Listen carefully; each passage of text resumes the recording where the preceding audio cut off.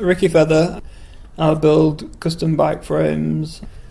Yeah, leaving school I did a welding apprenticeship. I moved to Leeds a couple of years later and worked a bunch of jobs in factories fabricating. It was like real heavy duty fabrication, like Arctic lorry trailers and all sorts of stuff. I mean, just a ton of stuff, all different things, a bunch of sheet metal work as well.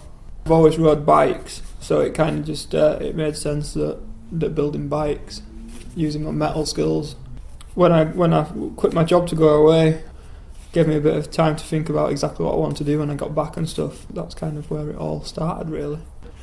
The biggest step I had was it was a couple of years ago at the York Cycle Rally. Dave Yates were doing a demonstration on frame building, and that was pretty much like when I was about to build my first frame, really.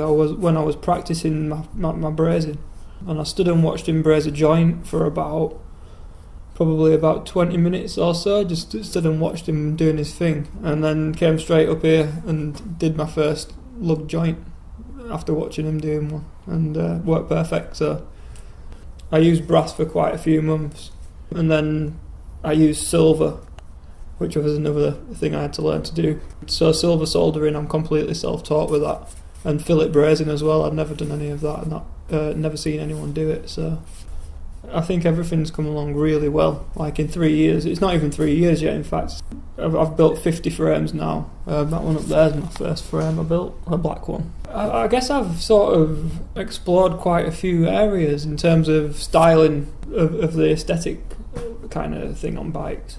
Like I have always really liked art, really always liked art and design and stuff, but were never really any good at it. You know, if you saw one of my drawings, you wouldn't order a bike from me, put it that way. But yeah, it was just a good outlet for me to just be able to kind of get down some things that I had on my mind and put them into my work.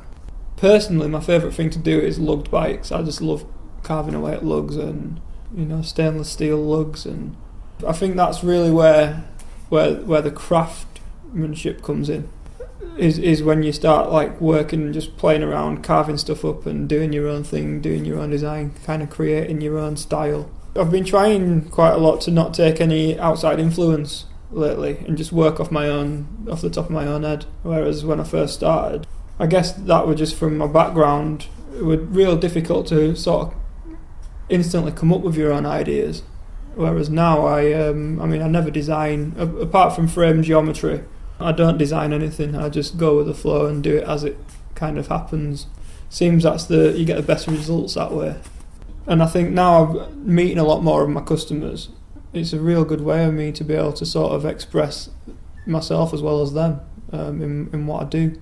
I feel like, you know, like individual characters can really sort of sway which direction you go with the styling of the bike.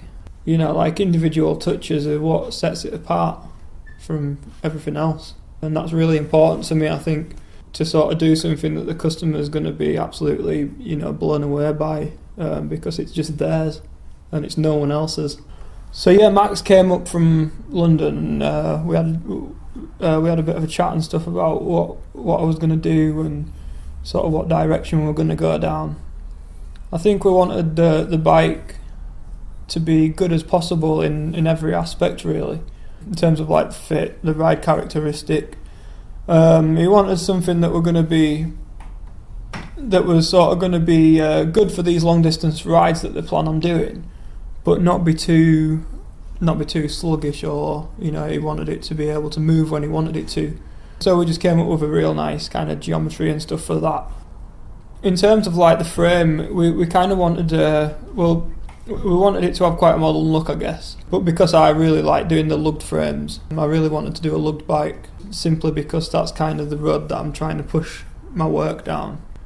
So yeah, we went for like the lugged frame, but with an oversized head tube, so we could use some modern carbon forks. We wanted it to have a real clean look, clean lines. Like we've gone for like the internal cable routing. And then we're gonna do like a wraparound seat stays, because we want it to have enough clearance for mudguards and what have you. Got to get the mudguard and actually alter the mudguard so that it works on the carbon forks. And we use stainless steel. We used XCR because it's not quite as stiff as 953 for these long rides, but we used stainless because we thought it'd be a good option because it's going to be kind of an all-terrain bike. It's going to be getting pretty dirted up, and we didn't want there to be any kind of problem with corrosion or anything. So the carving under the bottom bracket shell represents the area that Max lived in France for a while. I think that's where he did a lot of cycling. So I wanted it to have a personal touch for the rider as well. I mean, like, I can't see myself doing anything else now. It's my passion. It's what I love doing, and you know, there's just no way I could end up back where I was. It's just you've got to be really driven. You've got to be really passionate and patient. There's a lot of learning, and it didn't happen very quick either.